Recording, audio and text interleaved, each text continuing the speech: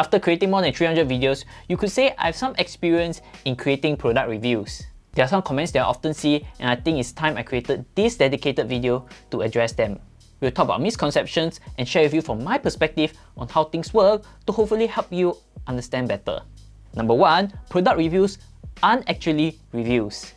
When a new product gets released, most creators will create a video known as a review video. But these videos aren't actually review videos, and I'll consider them more of a showcase. A review video usually requires a substantiated amount of time to pass before the creator can get to experience it and know the pros and cons of it.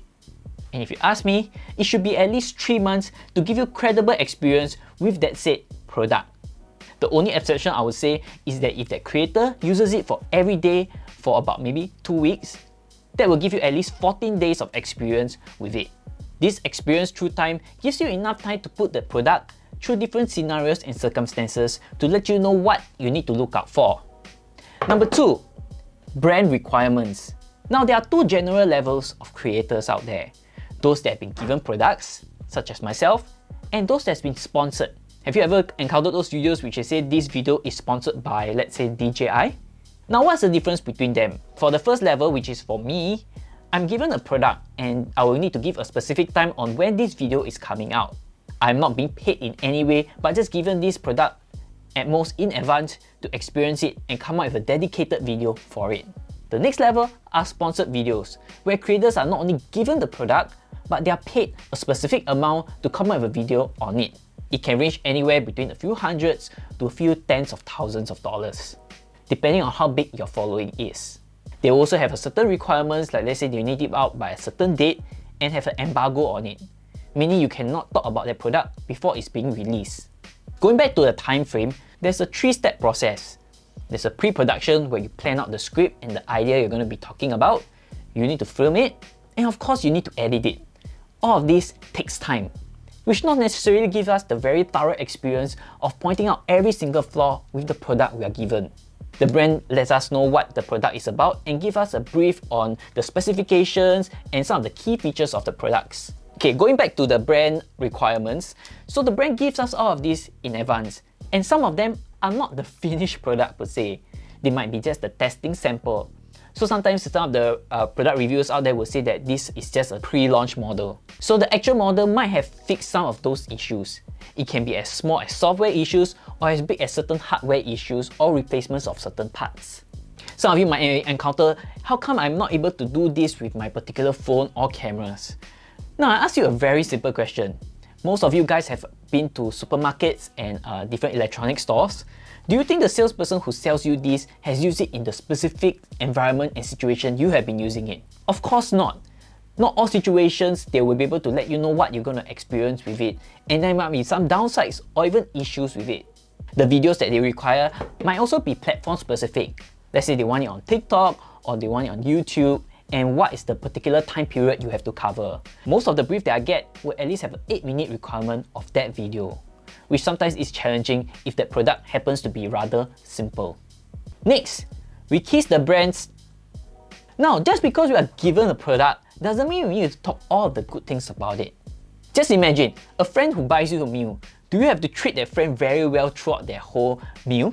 I mean, you just have to be yourself and of course lean on the nicer parts. For me, every time I receive a brief or an email, I'll let them know that I actually treasure the authenticity of my videos out there and try to be as truthful about the product as possible. No doubt I'll be slightly nicer and gentler, but you guys know, I always point out cons of all of the things that I mentioned. Like let's say for this product, you know, it is good that I can actually open it up this way, but I can't extend it upwards. So I'll let you know that these are actually not for those who want to do talking head videos. But I don't need to go around berating this whole product saying because of this whole thing sucks. It's just not fair and realistic.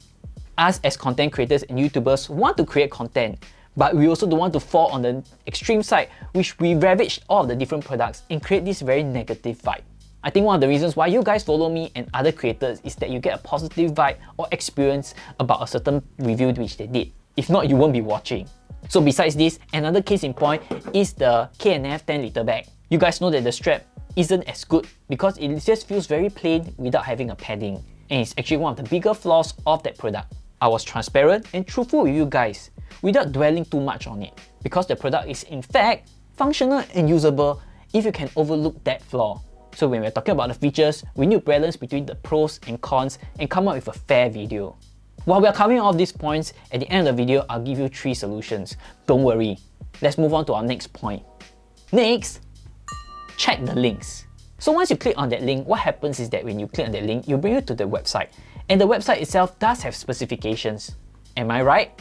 So do your due diligence and also check out on the specifications of that said product, whether it can work with your specific model and your specific camera. In my videos, you guys will realize that I actually lay down some specifications about the weight and about the length and about the price, which I'll definitely recommend you guys to do that once in a while, because some of the details might actually change, such as the price and different models available. And the product might actually come out with a new color which you like. Say if you don't like black, there might actually be white. Closely linked with this is our next point, is to look out for videos which is actually linked with your specific camera model or mobile phone. Let's say for example, if I do a video covering a tripod that I actually featured a small little camera like this. Now this is a Sony ZV-1, which is a light compact camera. If you are using, let's say, an APS-C camera with a big lens such as this, it's actually a huge difference. This weighs up to about 500 kg, while 500 grams, while this can weigh only up to about 100 gram or 200 gram.